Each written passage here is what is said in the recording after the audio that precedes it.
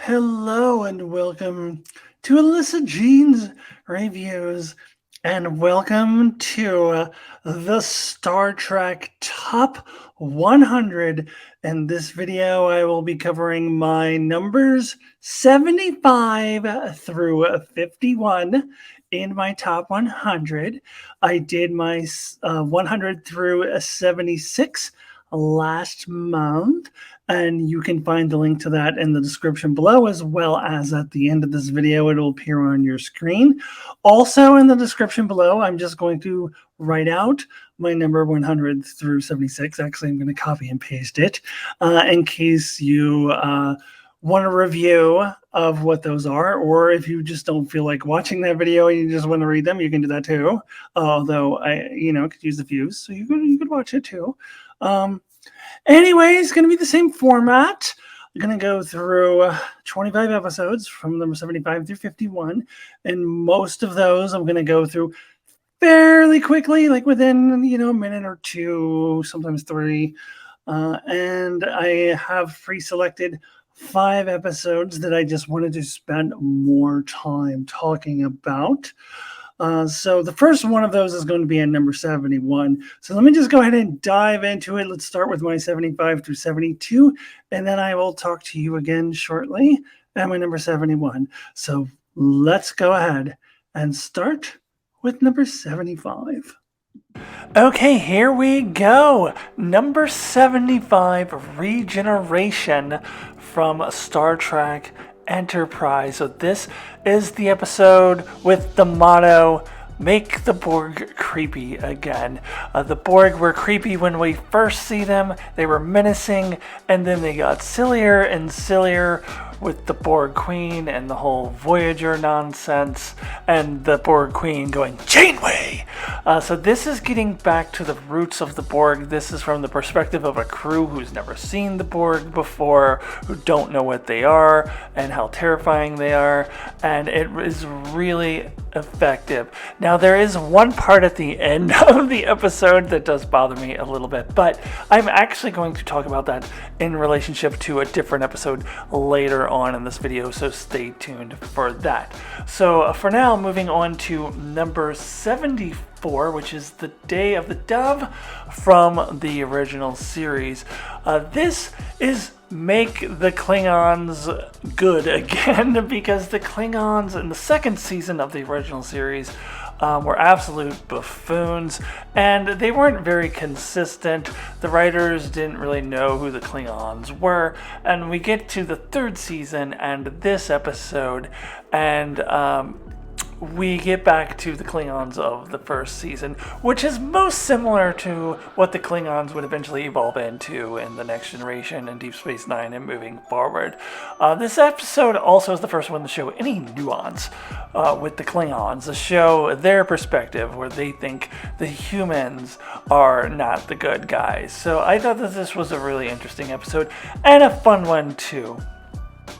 Now moving on to number 73, Civil Defense from Star Trek Deep Space Nine. Speaking of fun episodes, this one is a barrel of fun. This is the one when they accidentally trigger an old Cardassian security protocol against Bajorans, rebelling in the mines, and Gul Dukat's face is all over the screen. Then Gul Dukat himself comes on, and they want him to shut it down, but he gets all smug, and he's like, "I will do it if you do as I say," and then he gets trapped with them, and the smug look goes right off of his face, and I absolutely love this episode. So it is number 73 on my list. Now moving on to number 72, Eye of the Needle. This is from the first season of Star Trek Voyager, one of the early good episodes in Voyager. This is the one where they have this conversation with this Romulan in the Alpha Quadrant, only to find out that they're having a conversation with him in the past, and they give him all of their information so that years later he can pass that along, but then it turns out that he dies. So this was a very fascinating episode. I like some of these timey-wimey episodes where they mess with time a little bit. I wish Voyager continued to do interesting things like this throughout its run. So now let's go ahead and sit down and talk about my number 71. Number 71. Okay, now let's take some time to talk about my number 71. And the reason why I chose this particular episode to spend more time on is mainly to defend its placement in my top 100, as I do feel that a lot of people would not have this episode in their own top 100s. So, this is an episode of Star Trek Voyager, and generally speaking, I do often tend to like Voyager episodes that the rest of the fandom doesn't like as much, and I tend to dislike Voyager episodes that the rest of the fandom does like. Now, that's not always the case. You'll see way in the future when I get up to my top 10 that the Voyager episodes up there are usually loved by everyone, but oftentimes I'm at odds with the rest of the fandom when it comes to Voyager episodes. And so my number 71 is Alliances from the second season of Star Trek Voyager. And the reason why this makes my top 100 at number 71 is because this episode represents to me what Voyager should have been. I have stated in other videos my issues with Voyager as a series. I think it was a failure as a series. I think things were way too easy for them. I think that things should have been harder, being separated by from the Federation by 80 years. They should have struggled a lot more. And I feel like a lot of the episodes, it wasn't like that at all. They could have just as easily been in the Alpha Quadrant. So this episode represents what I would have liked to see more of. And it starts in the very opening scene where Voyager is under attack by the Kazon. Things are dire. We get the impression that these are constant attacks. They can't take much more of this. A character dies, even if it is some kind of, fakey off-screen friendship with Chakotay, which, I didn't love, but still, it set the stakes. It set the stakes high. And I think that should have happened all the time in Voyager. I have said before that I felt like Voyager should be like the episodes The Year of Hell, but maybe not as extreme as that. And this is an example of what I meant. I think this kind of thing should have happened more often. And then we get into the next scene where Chakotay challenges Janeway on her commitment to Federation values. That's something I also needed to see more of. I think Chakotay switched over to Federation values way too easily. He was a Maquis leader in episode 1, and by episode 2, he is the spokesperson for Starfleet and how great it is. It was way too easy. And he should have been challenging Janeway more like he does in this episode. And I love the complexities in that because neither of them are completely right or wrong, which is also the case in other great Chakotay versus Janeway debates within mostly the first 4 seasons before they abandon all that, unfortunately. Anyways, I wish we could see more of this. And yes, in the end of the episode, Janeway does come out saying, well, one thing we learned today is that our Federation values are really important and we must never abandon them ever. Which I don't mind the episode ending that way if her values continue to be challenged again and again and again. And sometimes she is going to have to bend them. Star Trek Enterprise actually did this better in its 3rd season, and they weren't even trapped in the Delta Quadrant. And we needed to see more moral gray areas, more ethical debates. That was the strength of Voyager, and they did not do it often enough. So even though this episode ends with Janeway sticking to her values, I needed to see that be challenged more beyond this episode. And then I love the concept of building alliances with factions of the Kazon, and then ultimately with the Trabe. I think that is a concept that should have continued all throughout the series, so that when they move away from Kazon space, they need to be finding other species to work with, because they don't have the Federation anymore. Now, there is that episode, I think it's The Void. It might be called they're stuck in that void, as in one of the later seasons, and they are forced to make alliances. But that one too was just a one-off episode. I need to just see this happen throughout the series. So this episode just represents what Voyager should have been for me. Now, I also can understand why people maybe don't love this episode, because it features the Kazon. The Kazon kind of sucked, but I feel like this episode made them more interesting, and if they continued in this vein, it would have made them more interesting. And I think bringing the Trabe in, I would have wanted to see more Trabe, because I think that made the Kazon more interesting, kind of a foil to the Kazon, but also not trustworthy. And they come off in this episode as just kind of a, one-off, plot convenient group of people, where I think it would have been interesting to kind of continue forward with them, and have Janeway kind of go back and forth with their dealings with them. So that's why this episode is in my top 100, because I really like it, and I wish Voyager did more of this type of thing. So that is my number 71. Let's go ahead and get right back into it with my number 70.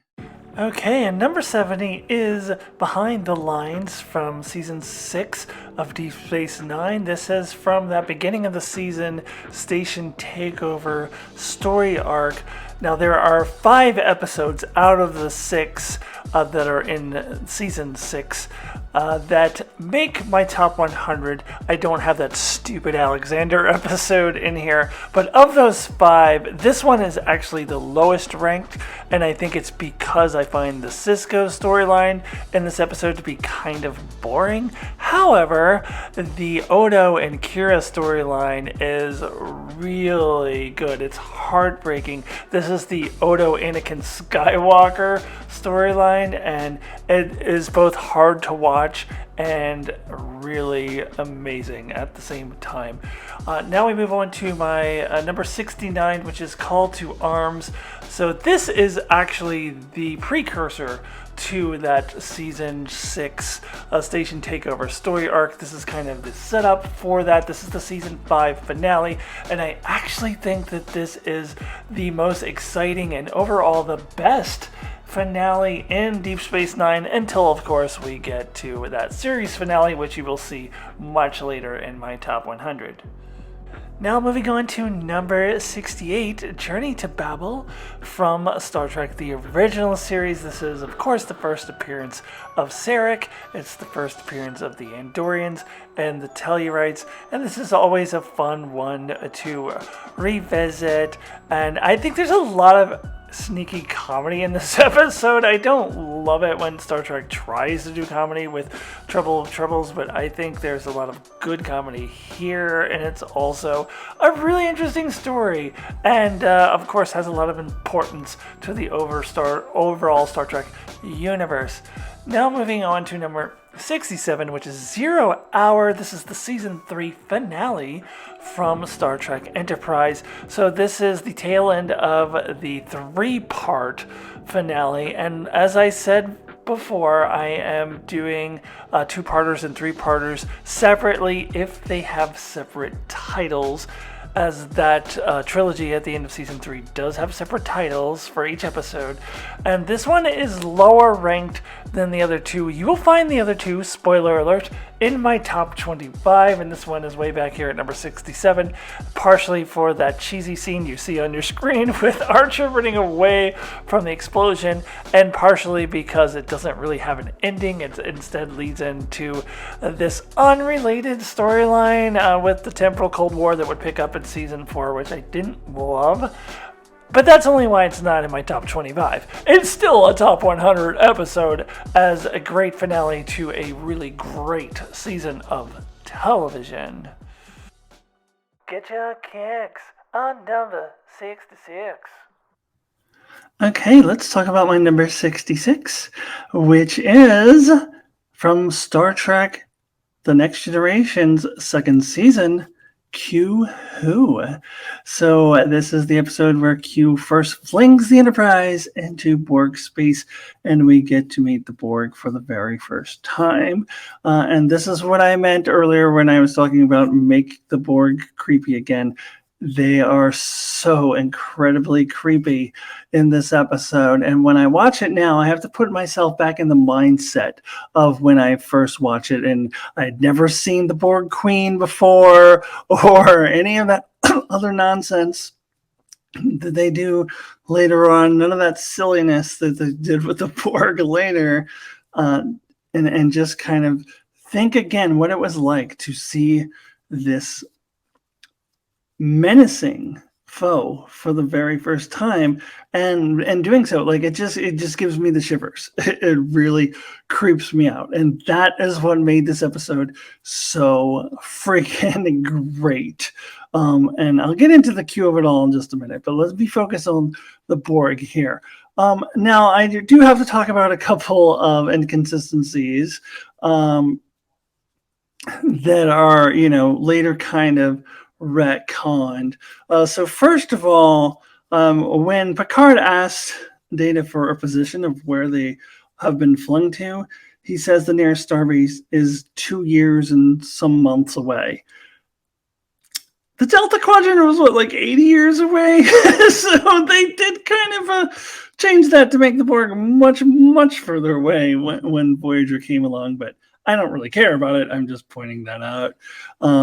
And then it's very clear in this episode that they are only interested in technology. The assimilation thing was invented in Best of Both Worlds. However, I don't mind that at all. And in fact, I do think Best of Both Worlds itself is consistent with this, because they make it out like it's a thing that the Borg just decided to do, like it was a new thing they were doing. And they did mention in Best of Both Worlds, like, oh, looks like the Borg have changed their agenda, like they're doing something different now. Now they're not just interested in technology, they're also interested in assimilating people. Whereas then after that, it gets retconned to like, oh no, they always did that. They assimilated 7 of 9 when she was a little girl years ago. Don't even get me started about her parents. But again, that's not an awful retcon. I don't have any problem with it. The awful retcon is where my screen name comes from, is the Borg Queen. It's definitely not a thing. When you watch this episode, part of what makes the Borg super creepy is the fact that they are one collective mind. In fact, there's this conversation in the conference room where there's this back and forth between Picard and Troy, where they are talking about how that makes them a more efficient foe to not have one single leader. They don't have one single leader. They point that out very strongly and clearly in this episode, and it's actually what makes them a more formidable foe and a more creepy foe.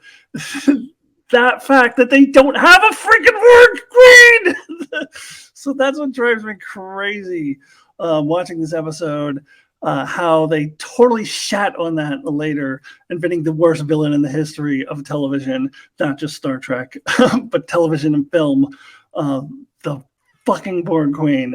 Can you tell I don't like the Borg Queen? It's very clear that she does not exist, and the Borg are much creepier for it. So I also got to talk about Q.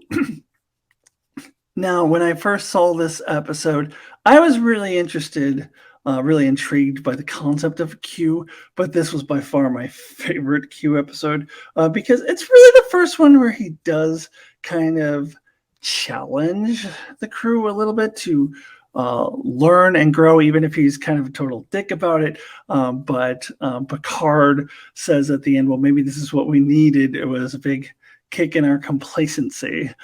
So that was pretty cool. Now, let me jump back to what I hinted at in when I was talking about regeneration, and way back in number 75 was that scene at the end of regeneration where they're like, oh, they're sending out a signal to the Delta Quadrant. It should take about 200 years. What is that? The 24th century or so? The problem with that is there's already an explanation for why the Borg know about the Federation and why they go after Earth. It is right here in this episode. They already explained that because Q exposed the Borg to the Starfleet ship, that they now know that they exist and they're coming after them. They already have an explanation. We didn't need that stupid thing at the end of Regeneration.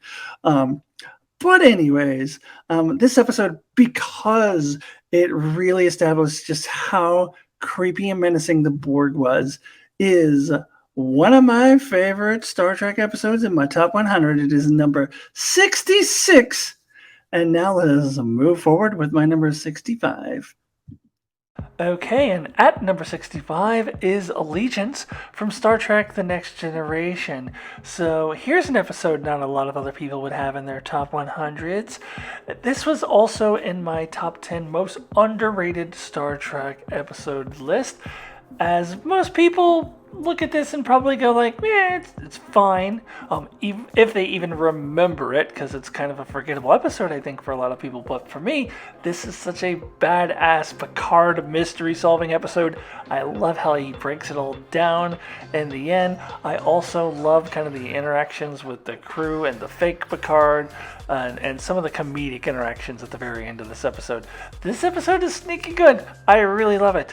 Now moving on to my number 64, we have Living Witness from Star Trek Voyager. Now here's an episode that I only saw for the first time like a few years ago, and I thought it was okay, maybe overrated, but each time I watch it, I appreciate it more and more. In fact, it has climbed up my Voyager rankings, as it used to be behind Alliances and Eye of the Needle in my Voyager top 20 favorite episode list. But this is such a unique concept for an episode, showing Voyager from the perspective of a future society and how they got history all twisted up and how a version of the Doctor comes in to correct it. Really, really love this episode. Now we move on to number 63, staying within Star Trek Voyager. This one has also moved up my rankings. It used to be ranked below Alliances and Eye of the Needle as well. So this is Drone. This is from the early 5th season of Voyager, and probably the last great 7 of 9 character episode, as the writing around this character goes downhill from here. Now, I do find this episode to be very similar to another episode, which you may or may not see in the next video, called The Offspring, which revolves around Data having this attachment to this daughter that he's created. This is similar with 7 of 9 and this Drone. This is the first time 7 of 9 gets to experience the human emotions of loving and caring for a child, and it is a very powerful episode. I wish they continued to rate episodes this good for 7 of 9 beyond this. Moving on to number 62, staying once again in Star Trek Voyager, Shattered from Season 7, the only Season 7 Voyager episode to make my top 100, as I think Season 7 generally sucks. However, this was actually a really good retrospective of the entire series. I thought it was a very creative concept to have the time fracture and have them do sort of a flashback episode, but in a much more creative way, a more interactive flashback episode. And I love that it's centered around Chakotay and Janeway's relationship, something that the show had largely abandoned for the Doctor and the 7 of 9 show throughout most of seasons 6 and 7. I wish they did more of this. Now moving on to number 61, and we get to move on to the original series now and talk about the Changeling. So this has that classic trope of Kirk logicking a robot to death. However, this is the best version of that trope because Kirk is kind of badass, and as Spock says, he is surprisingly logical. with his rant against Nomad here. And what makes this episode really work is the tension. Like, even though Nomad looks like a floating trash can, you still are frightened for the crew because the stakes are high and the stakes are real. So that makes this a really fantastic episode of the original series. Now let's move on to number 60, which is also in the original series. This is By Any Other Name, another episode from my most underrated episode list. I don't think this episode gets the credit that it deserves. It's another episode where it feels like the stakes are really high, and it just feels like the crew is going to lose. Like, it seems impossible for them to get out of the situation.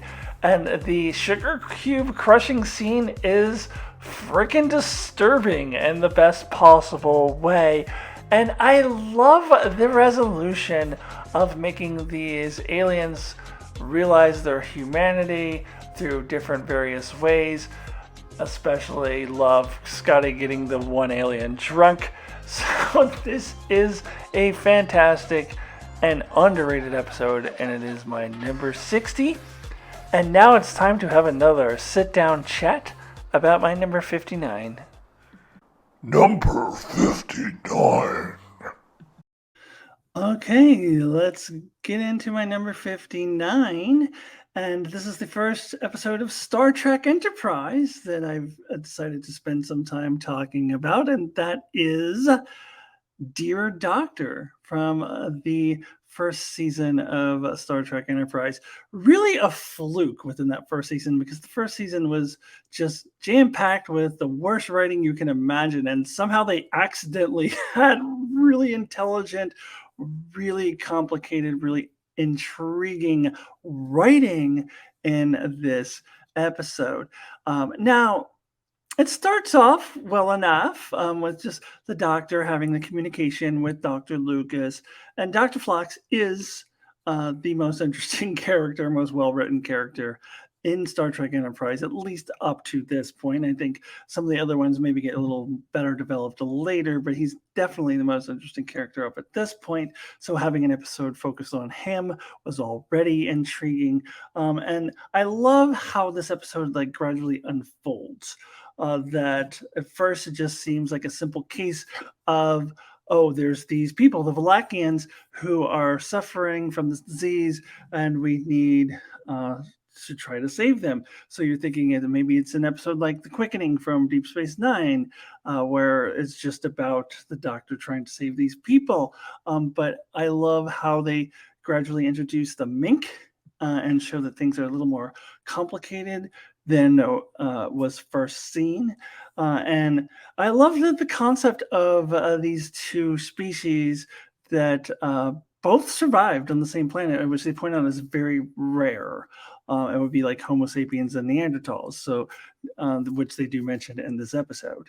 So all of that is really interesting. But what really makes this episode in my top 100 here at number 59 is the really intriguing and complicated and not at all black or white ethical issue. And so this is what I talked about a while back when I was talking about alliances, is this moral gray area, these ethical issues. This is what I love about Star Trek. This makes Star Trek really great. And now I have to take some time to say that where I come out on this issue, and I don't think it's an easy issue, and I don't think it's black and white, but I think that Dr. Phlox was 1,000,000% correct. And as my name says, I do, or my screen name here, I completely utterly disagree with this notion that I have heard that Phlox and Archer commit genocide. How can they commit genocide when no species has been wiped out by the end of this episode? You have no idea what is going to happen to the Blackians at the end of this episode. No idea. I really wish that another series would follow up with this and show us what happened, whether it's just some throwaway thing and and lower decks, or whether we want to focus on it a little bit more on something like Discovery or that Star Trek Legacy show if that becomes a reality. I would love to eventually see some follow up on this because I want to know what happened. But we don't know what happens to them. So how can you call it genocide when, for all we know, they could very much survive as a species? There are 100 different ways that they could survive. Maybe they come up with their own cure, as I believe it was Phlox or Archer who suggested at the end of the.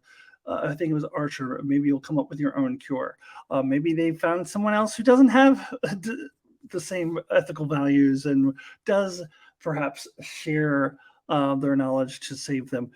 Who knows? Maybe the mink help them come up with a solution, and then the mink and the Valakian form a new kind of relationship and become like a new superpower in the galaxy, in the Alpha Quadrant at least. Who knows?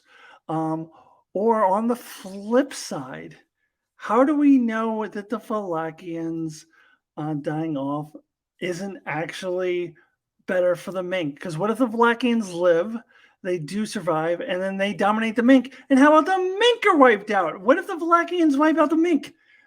Is it then genocide if they did save the Valakians? Because now they've caused genocide of the mink, because you don't know what's going to happen. There's so many different possibilities, and to call it genocide is a gross oversimplification of the issue. What if the Valakians were to wipe out the mink? We don't know.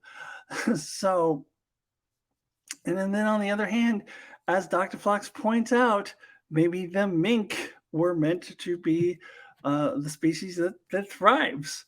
And who are they to mess with that? And Archer's ultimate conclusion, the one line that he says that really nails it, is, we're not out here to play God. So that is 100% correct.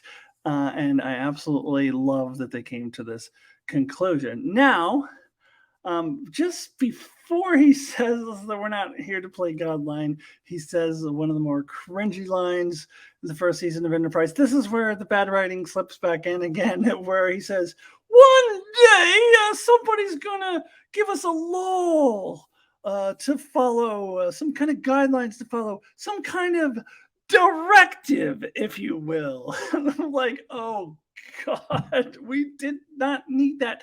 Yes, we get it. This is about the Prime Directive. You didn't need it to lay it on that thick. But other than that, I love the moral ethical dilemma that is presented here. I love the outcome too. So this is number 59 in my top 100. Now let's move on forward with number 58. At number 58, we have Waking Moments from Star Trek Voyager's Stellar, 4th season. This is yet another Voyager episode that I tend to like a lot more than the general fandom does. While they're busy liking crappy episodes like Tuvix and Dark Frontier, I'm enjoying me some Waking Moments, as this is a really great Chakotay-centric episode, and I will always appreciate that because of how they ruined his character in later seasons. And I have also been really interested and fascinated by dreams, so I found this concept really interesting, and I was always intrigued by how Chakotay used Earth's moon to anchor himself and to realize that he's in a dream. And it's a really kind of messing with your head sort of episode, which I always enjoyed. Now moving on to number 57, we have BORG from Star Trek The Next Generation's 5th season. Speaking of moral and ethical dilemmas, this is another great one. Another one that's involving genocide, but in a different way. So Picard has to decide whether to use this innocent individual to cause genocide on a species, even if it is the Borg. and there's so many shades of gray in here. I love all the different points of view that we get from different characters, from Guinan to Geordi, and of course Hugh is a really lovable character. Love this episode a lot. Now let's talk about my number 56, staying in Star Trek The Next Generation, Sins of the Father. So this is Ronald D. Moore's Klingon storyline, and this is what made the Klingons interesting, and it's what made Worf an interesting character, because he kind of wasn't until this time. Lots of stuff going on here, but most importantly, this is the episode that starts Worf's discombination from the Klingon Empire. A lot of badass lines in here, such as Picard saying, "You may test that assumption at your convenience."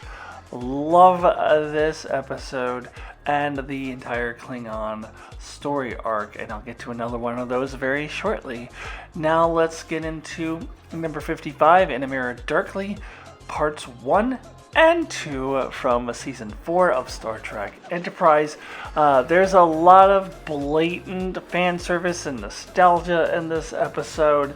There's a lot of silliness and cheesiness, but I freaking love every single second of it. I think it is a brilliant concept to have episodes that are set entirely in the Mirror Universe without any of our Prime Universe characters in there mucking it all up. Just getting a look into that mirror. And the best part about this episode is that they didn't have the crappy theme song at the beginning. Moving on to number 54, A Time to Stand, which is the season 6 premiere in Star Trek Deep Space Nine. So this is the beginning of that 6-episode arc at the front end of season 6, in which the station has been taken over by the Cardassians and the Dominion, and Cisco and the Federation are exiled. This was an excellent introduction to that season, though there will be other episodes from that arc that I like even better than this one. Moving on now to number 53, we have Reunion from Star Trek The Next Generation's 4th season. This is, of course, that continuation of that Klingon Worf discombination story arc that I was just talking about a few minutes ago. This will be the first episode in this top 100 that I have already talked about with my brother Mark and his top 25 Star Trek episodes. He's doing his top 25. I'm talking about Mark on Enchantment of Eternity. Check out that channel if you don't know it already. He's doing his top 25 1 month at a time, and he's doing it in a discussion format, inviting me and one other guest, Don Willie or Darren. And he had this at his number 24. And while I went into detail about all the things that I like about this episode in that video, I obviously don't have it in my top 25. It's up here at number 53, but still a worthy top 100 episode. Numbers 52 and 51. All right, so now we are at numbers 52 and number 51 that I'm going to combine and talk about together. So in my top 100 intro video, I talked about how I am going to count two-parters as one entity if they have the same name. So like Best of Both Worlds, part 1 and 2, In the Mirror Darkly, part 1 and 2, etc. That is one singular episode. It's like a 2-hour movie. But if it's a two-parter that have separate episodes, I would count them separately. But here's my cheat. Here's how I'm going to get around that on a couple of occasions throughout this top 100, is by putting 2 episodes of a two-parter together. They're still separate entries. I'm still sticking with my rule. It's still number 52 and number 51. However, they are going to be talked about together, even though they're 2 separate numbers. And these episodes come from Star Trek Deep Space Nine. But before I tell you what they are, I have a confession to make. So, about a month ago or so, a little bit after I recorded my top 100 video for the last time, I was replaced by a changeling, or Alyssa was replaced by a changeling. I'm actually the changeling. So this last couple videos that you saw has been changeling Alyssa this whole time. So with that said, my numbers 52 and 51 are In Purgatory's Shadow at number 52 and By Inferno's Light at number 51. These come from the 5th season of Star Trek Deep Space Nine. So let me start by talking about that first part, which is In Purgatory's Shadow. So first of all, I love the decision to pair Worf and Garrick together because I don't think those characters had ever have really had much of any interaction before these episodes, and I think it was a really strong pairing. And I love how Deep Space Nine would also often mix it up like that. I love the scene where Garrick trolls Worf and tells him he wants to join Starfleet, and Worf buys it for a little while. So good stuff, and then we get great character stuff from both of them through this two-parter, with part one focusing more on Garrick, and Garrick, of course, being an extremely interesting character. This is a follow-up from another two-parter with two separate names from an earlier season, and you'll see those later in this top 100.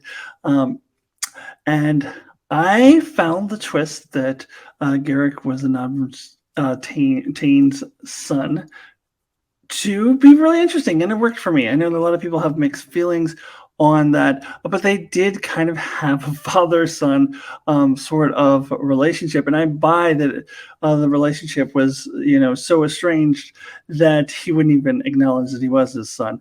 Now, did they retcon this? Probably, but it works for me, and there's a really, really emotional scene when Tane dies, and it's the Garrick's reaction is very Garrick, and so it works so perfectly.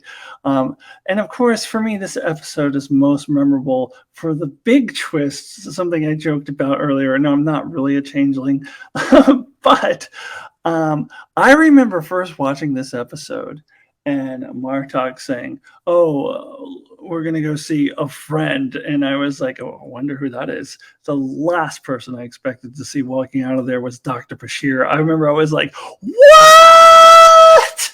What?" He's wearing like the old uniform because they switched uniforms while he was gone. I'm like, what? Like, he got captured off screen, and all this time we've been watching the changeling Bashir.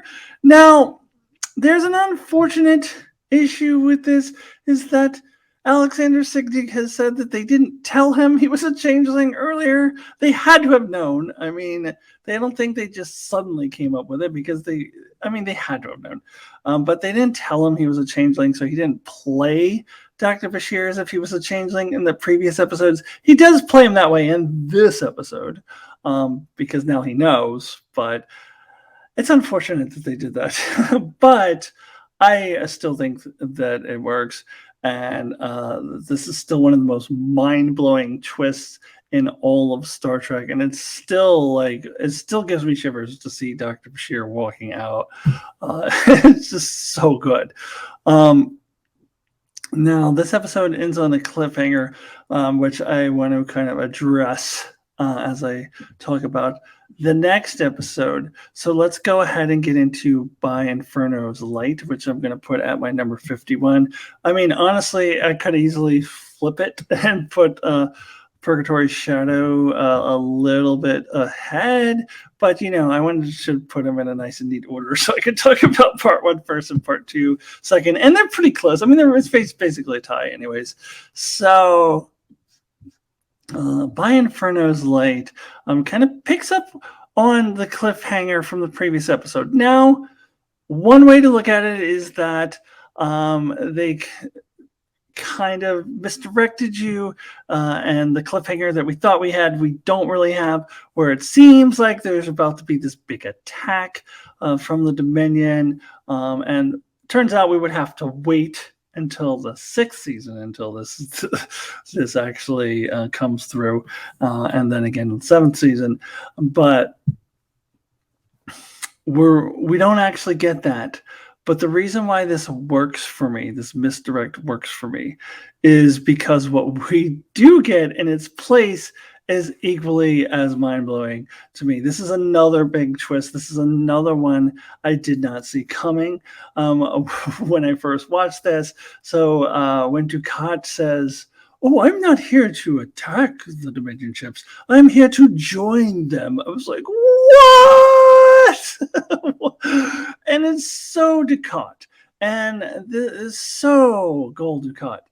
And there was such a relief to see Dukat pulled out of the garbage can of that awful storyline where he's on the Klingon ship and he's a crusader against the Klingons and they're trying to make him like he's a good guy. Gul Dukat ain't no damn good guy. So it was so great. The phrase here is make Gul Dukat evil again, and they just did it wonderfully. And this episode ultimately does set up for that season 6 station takeover arc, even though there is a lot of unnecessary crap in between these episodes and the station takeover arc that we finally get starting at the end of season 5 and going into the first 6 episodes of season 6. But this is the precursor for that. So I don't mind, and I didn't even mind at the time that they kind of pulled the wool over our eyes about the Dominion attack, because to me, I love this just as much. Now, this is where we get into all the Worf stuff with, now, do I think it's, a little silly that Worf would be forced to fight in these games or whatever? Maybe a little bit, but it works for me because it fits so perfectly into Worf's character. I love how Dr. Bashir keeps trying to mend him, and you gotta stop fighting. He's like, I am a warrior. And it also shows how Martok and Worf first bond, which in retrospect makes me like this episode even more. We get more interesting Garrick stuff, how he's like claustrophobic but is forced to be in this small space because he's the only one who could do the thing that they need to do. I love all of this. So this one also a really great episode. I wish we got more of this kind of thing in season 5. Season 5 was very much a mixed bag for me. Season 6 is where it's at. But this to me was a really great setup for what we would get later on in the show. And thank God this episode marks the complete end of that awful Klingon story arc of season 4, where they get away from what made the show interesting and great, which was 1, the Cardassian-Bajoran conflict, and 2, the Dominion as a threat. And they got away from that in season 4 for the stupid Klingon bullshit. And now Galran has now come back to join the Federation as an ally again. So I love that as well. So that's it. That was my number 51. So that is the conclusion of this video. So what I would love for you to do is join me next month, in the month of July. So it'll be probably sometime in early July. I will drop my video for numbers 50 through 26. So now we're getting somewhere. We're going to get into the big top 50, the 50 best Star Trek episodes, by my opinion, at least. So please join me for that, and please subscribe if you have not yet done so, and I will see you next time. Goodbye, everybody.